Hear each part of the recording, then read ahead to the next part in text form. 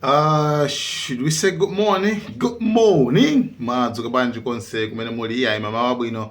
Apa ndithu tipatsaneko pang'ono chabe nkhani zakunjaku kuti kuli bwanji. Tiyambire pa kodi tinasiyana pati nkhani imeneyi. Makamakatu tinasiyana pakuti dzulo tinalongosola nkhani yokhudzana ndi ku dziko lija la Iran. Kuti makamaka dzulo video yake ili down there chabe kuti sanaipusha kwambiri poti tinaika description ya mmene zinthu zilili, right? Description muchoka kama bwino nde it's like timalongosola ma statement amene supreme leader wayankhula. So mukudziwa kaleso kuti akaona zimene zijazo ndi amakhala ngati isapite viral, isapite kwambiri. So video ija sanaona anthu ambiri koma mmene munthu talongosola zambiri, right? Talongosola zambiri zokhudzana ndi Strait of Hormuz kuti ma Portuguese anabwerako nkuigwira nayonso ndikumalipiritsa koma Iran nayonso inapusha nathamangitsapo nde pa 30 April iwo ndithu amakumbukira tsiku limene lili.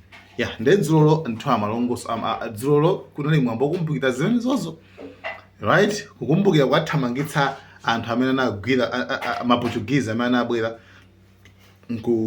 nkulanda Strait of Hormuz, Persian Gulf, Oman, Bahrain uko, right? Madzi mene mucha kulanda. So supreme leader anayankhula kuti ayi nthawi panopa zinthu zisintha kwambiri ku Middle East kukhala kulitsogolo lopandako America, you understand? And anachinjizaso maiko aku Gulf komanso anakambaso nkhani khuza ndi za blockade komanso anena kuti ma Americans sangachoke uko miles away kubwera kumwanza panga control ku Strait of Hormuz. Iwo alibe malo kumeneko kupatula pansi pa nyanja, like kuti kwa kena kwadzakhale pansi pa nyanja like kwangwamiza basi. So anatero iwo. So anyway, ma Americans makamaka akupitilizabe kubweretsa zimaship zina, abweretsa chiship cha number 3 achipitisa kumadzi konkuja. It's like akubweretsaso zimene nkapanga thaijayi, akubweretsaso zimene zichaso nde ndikumayuza Iran kuti negotiations, nde Iran yauza kuti no singatheke imene ife silimakambirana under pressure, right? So it's like afuna abweretsaso koma pamene zikuchitika pa 11 June mwezi wa mawa tamba May June mwezi wa mawa ndithu kukhale FIFA World Cup imene ndithu ichitikire ndithu ku America, United States of America, komanso amaikaso maiko awiri owonjezera kuti apa ngati Canada and Canada, Mexico ngati maiko amene atha kumenyera koso. You understand what I mean? It's something, if something happens kuti zisapitilire. So mene mumu ndithu Irani yapanga qualify ndithu ndiyolotera kuti Irani imenye nawo. Actually palibe vuto lililonse kuti Irani isamenye nawo, ili qualified kuti imenye nawo idzapite ku America kukamenya FIFA World Cup. Ngakhale kuti nzira Trump zimene sizikuwasangalasa ndithu. And the thing is he has got no leverage, like alibe pabi mangachita Trump sangaletse, like alibe mphamvu zoletsa kuti Iran usabange nawo participate mu FIFA World Cup. Alibe zimene owatatana chiminangoonesa Trump, it's maybe mina kungo apanga ban kumbali kuza ndi ma visa. You understand what I mean? Kuti kwavutitsira kwambiri kuti zikhale zovuta kwambiri kuti Iran ikafike ku United States of America. Komabe ngakhale zitakhala choncho iyayi option ine ilipo. Tinanena kuti pali maiko angati, pali maiko awiri owonjezera, Canada ndi Mexico. So FIFA itakutenga itakwauza kuti inuyo game yanuyo ndikuti muzakamenyera ku Mexico kapena ku Canada, komano palibe chifukwa choti Irani ayithamangitsire mmene mumo. So Trump apereka message ina yake yodabwitsa kwambiri. Trump anena kuti Iran ipanga nawo participate mu FIFA World Cup koma sundugenza ngoti nzabwino. Sundugenza kuti nzabwino potengera ndi miyoyo yawo miyoyo yawo potenga ndi miyoyo yawo chitetezo chawo.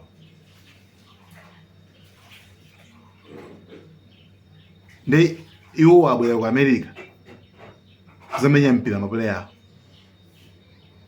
Ndi ku America ko miyoyo yawo pamene sipakumveka bwinobwino kuti a Trump afatira zoti yani sizabwino.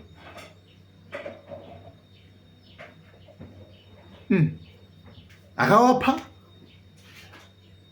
kapena akapanga chani, we don't know. Of course, Iran will be participating at the FIFA World Cup 2026.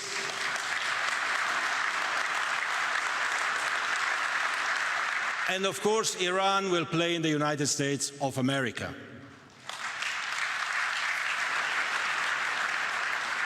And the reason for that is very simple, dear friends, is because we have to unite. We have to bring people together. It is my responsibility, it is our responsibility. Football unites the world, FIFA unites the world, you unite the world, we unite the world. And we have to remember always that we have to be positive. We have to be smiling, we have to be happy. There are enough problems around the world. There are enough people who try to divide all over the world. If nobody tries to unite, what will happen to our world? We have to do it. Anyway, ma-Americans akapanga chinthu. Kwa iwo zimakhala ngati kuti it's okay. Ma-Americans amene. Kwa iwo akapanga chinthu it's okay. Especially kupha kucha it's okay. Yayi, mukudziwa kaliso no even bodi linapita ku India lija kumambira kwa nkhondo kukapanga zina ndi zina. Hey, basi yo anapita kungu chokumwa changu basi kubwerera kuzaphanzawo. Anza kuti I mean like angopita kuchionetsero kwa kupanga zina zake so mene kuchako. Sanatenga so zidini zilose iyayi. Koma yo nde basi zabwino bwino. Pena bonde zabwino zibe vuruliro lose yayi. Kuphana ku school zibebe zivuruliro. Kuphama civilians zibe vuruliro lose yayi. Ma-Americans amatero. Koma wina wake kungotero basitu kwiro kokomeza zikawenga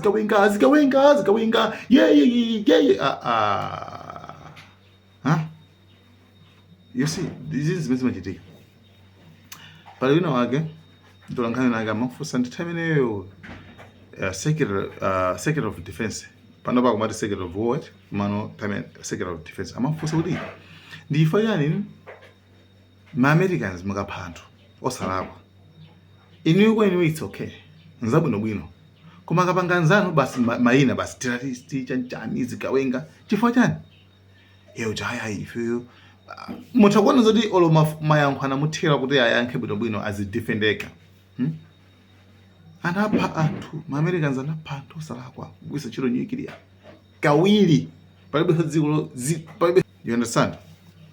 So anyway, I don't know what will happen. Maybe we wish them well. Kuti akaswele nawo then kama I don't know kuti ndinkhondo zifika ziwena ngati akupampaso anthu akupampana like aina Trump was like naonso mmene akubwerera khanga afuna ndithu nkhondo ndithu ayambitseso iraniso iwonzekeranso. By the way, Trump ndi Putin anali pa phone kwa 2 hours maybe anayankhula na zinthu zingapo.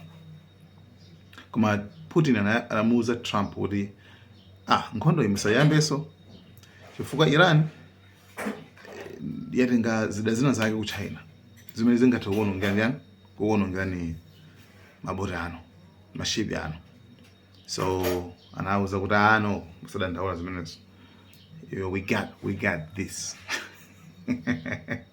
We got this. So yeah, that's it. So towana kuti zingakhale bwanji koma sinzoti ndi nkhondo iyi June ndi papaso ndi nkhondo iyi sinzoti zikhala bwanji koma pasadandaula ife ma update onse tizikupatsirani mmene zinthu zikukhalira panopa. New research yapo panopa yapeza kuti America inaononga $50 billion pa nkhondo iyi inachitika apa 50 iwana bweza kuti 12 billion koma kuti mtengo ati aononga ndi 250 billion pa nkhondo imeneyi. So anyway, ndoti Iran paja inaononga 144 billion koma iwo alonga 50 billion. So guys, thank you so much. Kandi imeneyo Malawian Cameras.